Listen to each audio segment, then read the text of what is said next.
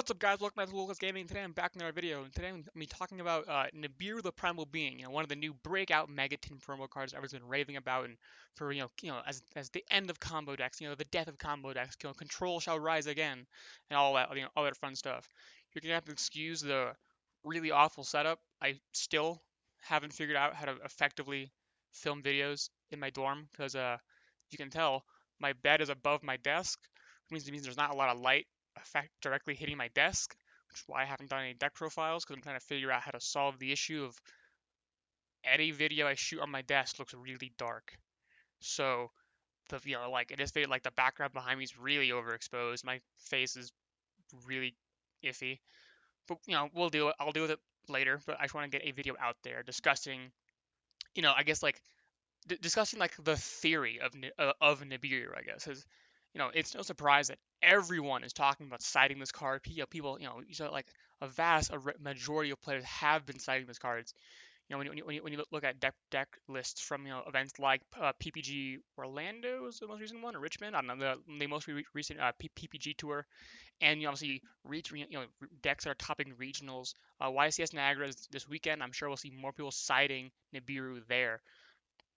But obviously, Nibiru serves as essentially a hard counter towards a lot of heavy combo decks. When they first announced it, people were lauding it as like this, as the card to stop Danger Thunder, Crusadio, Guard Dragon, whatever. Just Danger Thunder with their Double Colossus, their Hot Red, their Hope Harbinger, and their Heavenly Spheres. It was just an unbeatable board for a lot of decks, and Nibiru really helps you compete against that. But there's a little bit of a caveat to that, in the sense of like, think of it as like it's a self-existing deterrent for those decks, and this is like the theory that I want to kind of sort of get into with this video is talking about like the theory of how of how Nibiru works and how it will achieve the task people think it will. So, like this thing I said, Nibiru acts like its own deterrent, or Nibiru inherently is combo deterrent in itself. You don't actually have to play it. Um, most players are choosing not to bring combo decks to these events anymore because they simply have the knowledge that the majority of players will be citing Nibiru.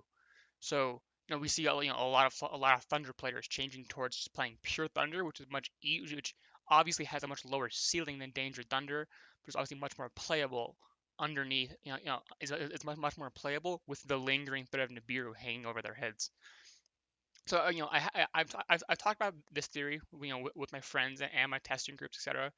But it's just idea that a lot of people will be citing Nibiru, but I would not be surprised if Nibiru is not a card people are commonly citing. Now, I'm not saying people won't cite it. Obviously, I'm sure people will still cite it in against Pure Thunder or like Pendulum, etc. There'll always be decks you want to cite Nibiru in. But I feel like it will not be as heavily cited in to your main deck as people think it will.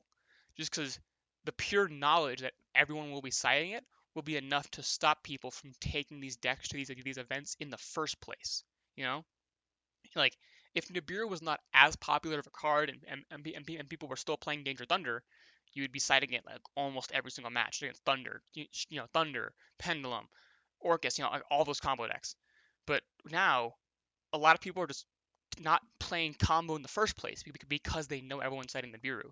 So it puts Nibiru in this weird position where it's doing its job. It's stopping combo decks, but at the same time, I wouldn't be surprised if for a lot of people there are other cards that they're actively citing in more than they are Nibiru. Like I wouldn't be surprised to have people say, oh, I ended up citing in Lancia more often than I was in Nibiru, or citing in X card more than I was in Nibiru, because people just actively didn't play decks that loosened Nibiru in the first place. That hopefully made sense, I think.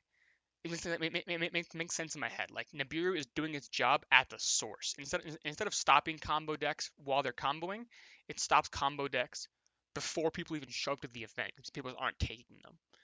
So like that's kind of my theory of how Nibiru works.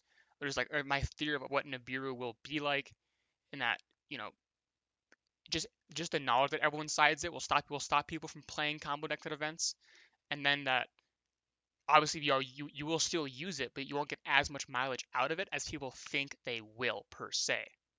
But this is kind of just a quick video, just kind of first of all just get a video on my channel, and also just kind of give a little bit of an more like a deeper dive into the theory and the logic that goes into people trying to play around Nibiru and pick decks that don't lose to Nibiru. It's a very interesting point in the game where it's like this card exists and therefore it's deterrent for this deck even coming to events. We've seen that a couple other times. In past formats, I can't think of any specific examples off the top of my head, but just like it's a card that counters a deck so hard that just the fact that it exists is enough to stop people from playing those decks that it counters. But this is just kind of just a quick video I want to just talk about because I think it's a really interesting theory. Other than that, I'd like to thank you for watching, and I'll see you all next time.